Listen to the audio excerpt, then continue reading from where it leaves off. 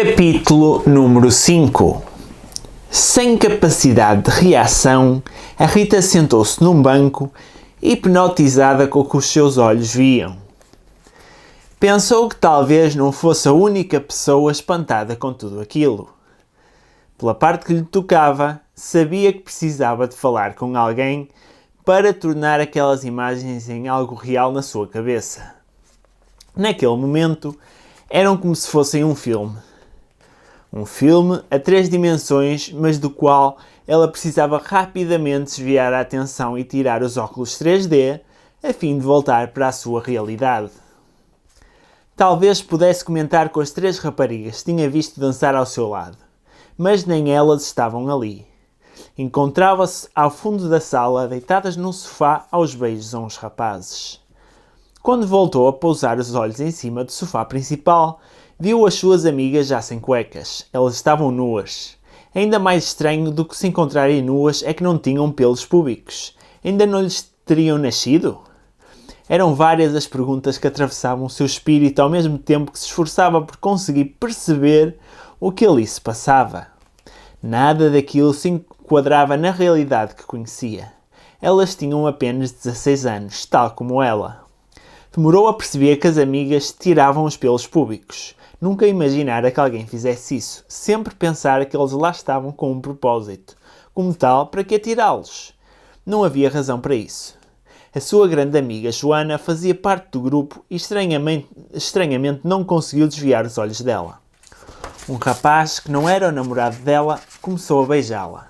Ela estava nua. Ele estava nu. Com uma enorme ereção. Isso era algo que a Rita nunca tinha visto ao vivo. Aliás, nem ao vivo nem na televisão. Ela nunca assistira a um filme pornográfico porque lhe metiam nojo. Fora sempre a mensagem transmitida pela mãe e pela avó. Por isso, o cérebro dela recebia a informação sobre o que estava a acontecer com um delay em relação às imagens que passavam pelos olhos. O rapaz que beijava a Joana levou rapidamente a língua às mamas dela, enquanto com uma das mãos a apertava entre as pernas. A Joana fazia uma cara que era uma mistura de dor profunda e de um prazer supremo. Aquela cara não pertencia ao tipo de expressões que a Rita pensava que se podiam fazer. Ainda ela estava a analisar a expressão que vira na cara da Joana quando percebeu que o rapaz lhe afastava as pernas e começava a lambê-la. Dentro do seu corpo, a Rita experimentou 2 sensações estranhíssimas. Por um lado, um nojo profundo em relação a tudo aquilo, mas por outro, sentiu-se molhada. Ela nunca tinha tido essa sensação. Ficou preocupada e com vergonha. Foi a correr para a casa de banho sempre com a esperança de que quando voltasse à sala tudo não passasse de um sonho. Talvez alguém tivesse metido álcool no suco que estava a tomar. Era isso. Só podia ser. Na casa de banho, sentou-se na retrete e tirou as calças. As cuecas estavam molhadas. Enquanto tentava acalmar a respiração, pegou em papel higiênico, limpou o excesso de líquido e olhou para os seus pelos púbicos. Não percebia porque é que as amigas os tinham tirado. Aliás, desde começar a adolescência que todos os dias olhava para baixo, verificando se lhe tinham aparecido os pelos. Aos olhos dela, significavam que já era mulher. Por isso, não entendia para que é que as amigas os rapavam. Os pensamentos que passavam pela cabeça da Rita eram contraditórios. Se por um lado não percebia o que teria levado as amigas a tirá-los, por outro lado imaginava que se alguém metesse a língua dentro dela, conseguiria ter muito mais prazer. Mas rapidamente esse pensamento aparecia cortado por outro que dizia que tudo aquilo era um nojo. Ela nunca se tinha masturbado, porque achava que isso era normal apenas em rapazes. Bateram à porta. Alguém muito bêbado queria vomitar. Pelo menos foi isso que ela percebeu que acontecia do lado de fora. A voz da pessoa que pedia para entrar estava ofegante. Ouvia-se um murmurar. Como boa cristã, indo sempre à missa ao fim de semana e a concentrações de jovens nas férias, percebeu que não podia ficar ali dentro infinitamente. Alguém precisava de usar a casa de banho. Tinha de dar a vez. Puxou as cuecas e as calças, abriu a porta e à sua frente encontravam-se uma rapariga e um rapaz. Nenhum tinha ar de ir vomitar. Ela estava encostada à porta com o fio dental nos joelhos. Ele tinha a mão entre as pernas dela e beijavam-se, nem dando pela sua presença. ficou a olhá-los por uns segundos, saiu para o corredor e só então eles se aperceberam de que a casa de banho estava disponível. Ela viu-os entrar. A rapariga, que devia ter uns 14 anos e tinha a cara vermelhíssima, sentou-se em cima do lavatório. Ele baixou-lhe o rosto das cuecas, levantou-lhe a saia e enfiou a cara entre as pernas dela. A Rita ficou parada a olhar para aqueles dois durante algum tempo. Não sabe quanto, porque naquele momento toda aquela festa estava a ser uma confusão espaço-temporal. Eles não se importavam de ter a porta aberta, mas quem passava por lá também não ficava a olhar. Pelos vistos, só ela é que estava chocada com o que via. Às tantas, o rapaz tirou as calças, baixou os boxers, levantou-se e penetrou a rapariga. Nesse momento, a rapariga deu um berro abafado e ficou com a mesma expressão que tinha visto na cara da Joana uns minutos antes. Um misto de prazer e de dor. Ele continuou a penetrá-la cada vez com mais força. Foi a primeira vez que Rita viu uma queca, ao contrário de mim e das minhas amigas, em que a nossa primeira foi através de pornografia. Ao vivo, ainda era mais animalesco do que ela supunha. E nem sequer usavam preservativo. Não terão medo das doenças ou de engravidar? Pensou ela. Em poucos segundos, ele veio-se, deu um grito enorme que acompanhou as suas ejaculações, enquanto a rapariga abriu os olhos como se tivesse faltado alguma coisa. Ainda com uma ereção, ele puxou as cuecas e as calças para cima, começou a ver-se ao espelho e arranjou o cabelo. A rapariga fez o mesmo. Subiu as cuecas, arranjou o sutiã e o top, que não tinham chegado a sair, e também olhou para o espelho a fim de compor o cabelo. Ele foi o primeiro a sair da casa de banho. Ela apareceu logo de seguida. O que mais tinha chocado a Rita é que nenhum deles dissera uma palavra ao outro. Era quase como se tivessem feito uma coisa que não necessitasse de conversa posteriormente. Ela sempre tinha fantasiado que depois de fazer amor com o namorado gostaria de ficar abraçada a ele enquanto adormeciam ao mesmo tempo. No entanto, pela primeira vez estava a ver que fazer sexo e amor eram duas coisas completamente diferentes. Naquele momento quis sair dali, mais do que querer, precisava de fugir daquele local. Dirigiu-se rapidamente à sala para dizer que queria ir-se embora. No fundo, ainda tinha a secreta esperança de que tudo não tivesse passado de um pesadelo. No entanto, quando lá chegou, ficou chocada. Nunca vira nada assim. As luzes estavam todas apagadas, exceto uma que pulsava. Uma intensa e forte luz branca que vinha da pista de dança e que emitira flashadas, várias vezes por segundo, ora deixando a sala na escuridão, ora fazendo com que parecesse dia. Olhando para a sala, todas as imagens que lhe entravam na cabeça apareciam cortadas, dando ao que estava a ver um aspecto ainda mais chocante. Diante da Rita e na zona de sofá, onde antes tinha havido jogo de strip, só se conseguia ver um amontoado de corpos. A primeira sensação era de que estavam mortos, todos em cima uns dos outros, como se fossem animais no matadouro. Foi-se apercebendo que aqueles corpos estavam interligados. Era impossível distinguir as pessoas, uns de costas a penetrar raparigas que se encontravam deitadas, enquanto lambiam a pele a outros rapazes. Todos aqueles corpos estavam envolvidos numa intensa atividade sexual que ia provocando o aparecimento de um cheiro desconhecido para a Rita, que lhe começou a causar cada vez mais repulsa. Para além do cheiro, também os ouvidos da Rita foram invadidos por sons desconhecidos. Vozes mais finas davam gritinhos e as mais graves gemiam com intensidade. Ela tentou perceber se as amigas se encontravam ali no meio. Não podiam. Uma amiga sua nunca participaria numa coisa daquelas, mas era impossível perceber porque a luz aparecia durante meio segundo e depois aparecia de imediato para voltar logo a aparecer. A Rita começou a ficar sem ar e teve de correr lá para fora. Eram uns escassos 8 metros desde o sítio onde se encontrava até às gigantescas portas de vidro que davam para o jardim relevado. Mas foram 8 metros que lhe pareceram 8 quilómetros. Aquela primeira abordagem ao sexo provocou-lhe náuseas. Nada daquilo se enquadrava com o que lhe tinham ensinado. Ela lutava interiormente para tentar perceber se aquilo era ou não aceitável. Assim que chegou ao jardim, pôs as mãos em cima dos joelhos e tentou respirar fundo. Não conseguiu manter-se em pé e rapidamente teve de se sentar encostando-se à parede. O jardim ficava de fronte do mar. 500 metros mais à frente, ficava a praia. Como ainda não era muito tarde, viu umas pessoas a passear na areia. Seguiu-as muito atentamente porque isso fazia com que os seus pensamentos fossem visitados por atividades que estavam enquadradas no seu conceito de normalidade.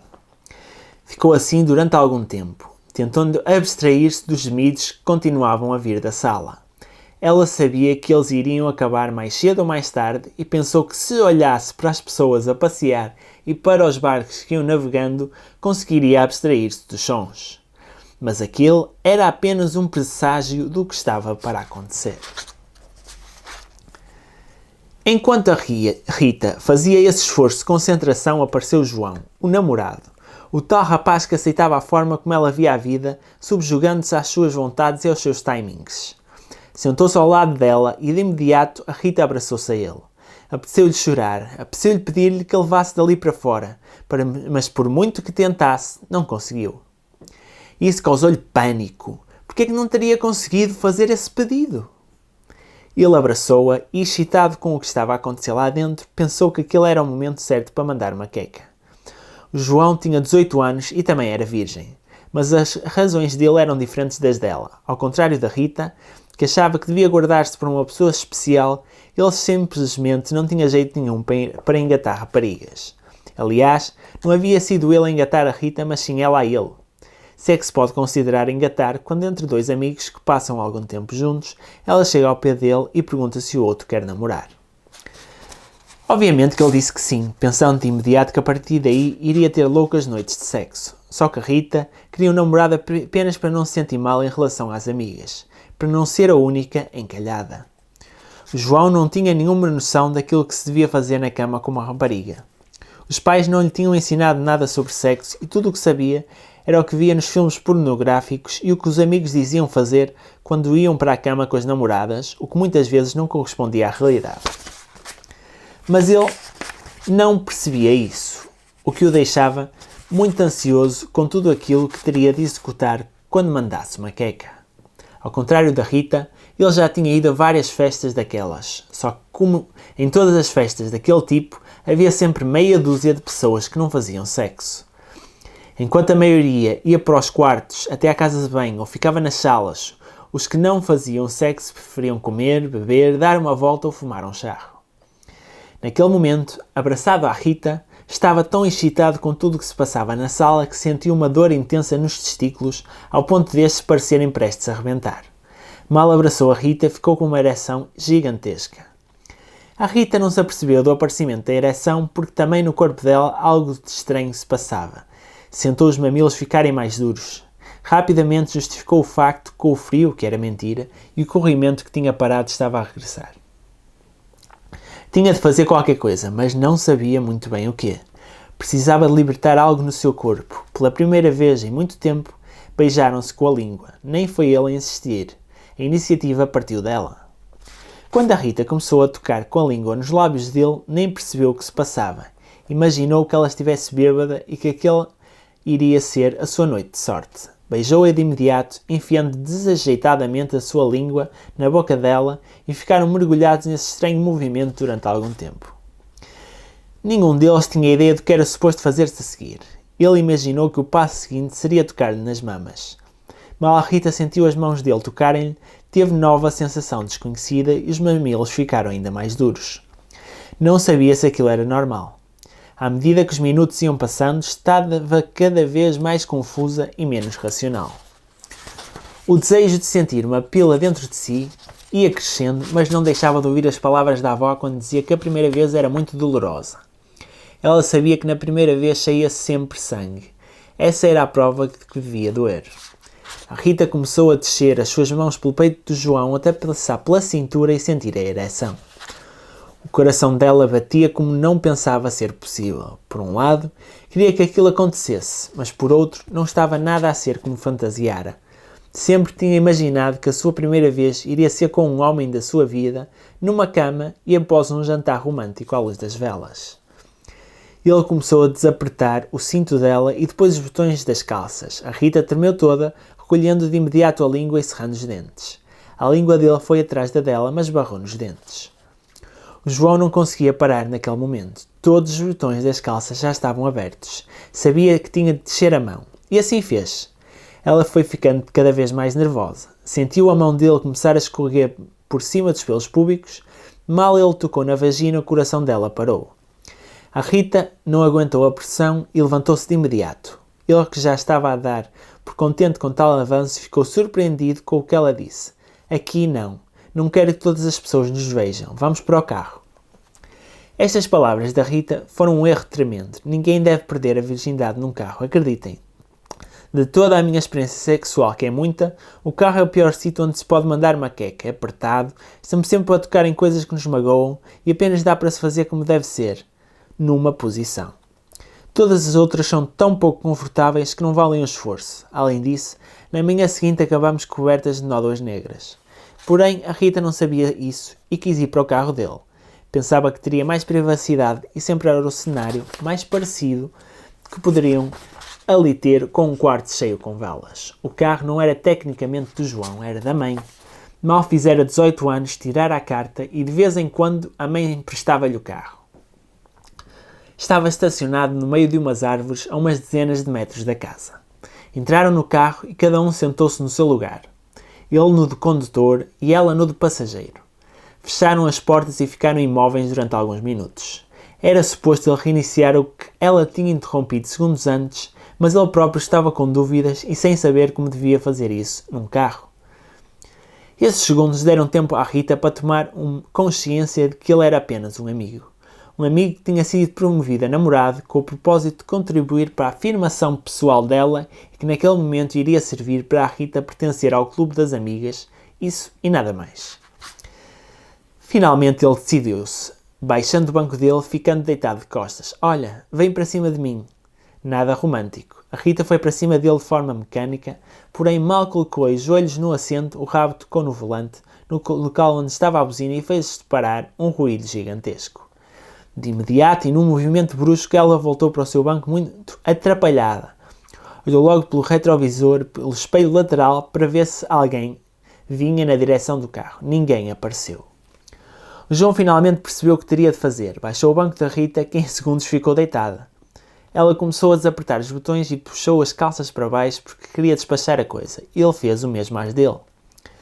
O João estava com uma enorme ereção e pronto a penetrá-la. Foi para cima da Rita e começou a enfiar-se dentro dela. Tentou várias vezes. Aquilo quase parecia um estudo científico em que ele procurava descobrir a solução para o mistério. Teve de ser a Rita a pegar nela e metê-la dentro de si. Ele ficou imóvel durante uns segundos, sem saber o que fazer. Vá, começa, disse ela. Obedecendo-lhe de imediato, ele espetou a sua pila com tal força que parecia querer furá-la. Não lhe passou pela cabeça que, por ela ser virgem, teria de o fazer com mais suavidade. Ela sentiu como uma agulha a penetrar-lhe no corpo. Deu um berro enorme. Não um berro como o das amigas, mas um berro de dor. Sentiu uma lágrima escorrer-lhe pela cara. Apesar da dor que continuava a ter, a única coisa que a levava a não afastar de cima era sentir que estava a entrar no grupo das amigas, que se tornara finalmente numa delas. Só que estava a entrar pela porta das traseiras. Encontrava-se num carro, doía-lhe e não parava de sangrar. Nada corria como previsto. Aquilo tinha sido um erro tremendo. Ele veio-se em poucos segundos. Só aí é que ela se lembrou. Não estavam a usar preservativo. Ao longo de toda a sua vida, sempre tinha achado estranho como é que as raparigas engravidavam. Em qualquer relação sexual ocasional, devia usar-se preservativo. Para além das gravidezes indesejadas, as doenças era algo que mexia muito com ela. Seu pai contava-lhe muitas vezes casos de raparigas novinhas que apareciam no hospital com sida, gonorreia e sífilis. A maior parte das suas amigas pensava que isso apenas sucedia aos outros. A Rita, porém, estava farta de saber o que podia acontecer a qualquer um. Ela sempre tinha prometido a si mesma que nunca iria para a cama sem preservativo. Nunca! E naquele momento estava a ser precisamente a rapariga que dizia nunca vir a tornar-se. Como era possível que todo o nervosismo e inexperiência tivessem apagado da sua cabeça as preocupações necessárias? A lágrima de dor transformou-se numa lágrima de vergonha. A Rita sabia como ela estava feito. Não tomava a pílula e não pusera preservativo. Tanto planeara a perda da virgindade que acabar por correr exatamente da maneira oposta. Tinha 16 anos. Quando a Rita, já muito bebida, terminou a sua história da perda da virgindade, eram 8 da manhã e estávamos as duas em frente do rio a ver o sol nascer. Tínhamos passado mais de 4 horas juntas. Os meus amigos e as amigas dela já se tinham ido embora há muito tempo. A história que a Rita acabava de me contar fazia-me ter uma série de sentimentos ambivalentes em relação a ela. A sensação de uma hora antes, que me levara a querer estar fisicamente com ela, começava a transformar-se num sentimento de proteção. E eu ia ensinar-lhe tudo o que ela não sabia, e ela ia salvar-me do vazio que sentia dentro de mim. O vazio e enorme caos que era a minha vida e que eu achava que desapareceria quando 2 meses antes fora pela primeira vez a um psicólogo à procura de ajuda.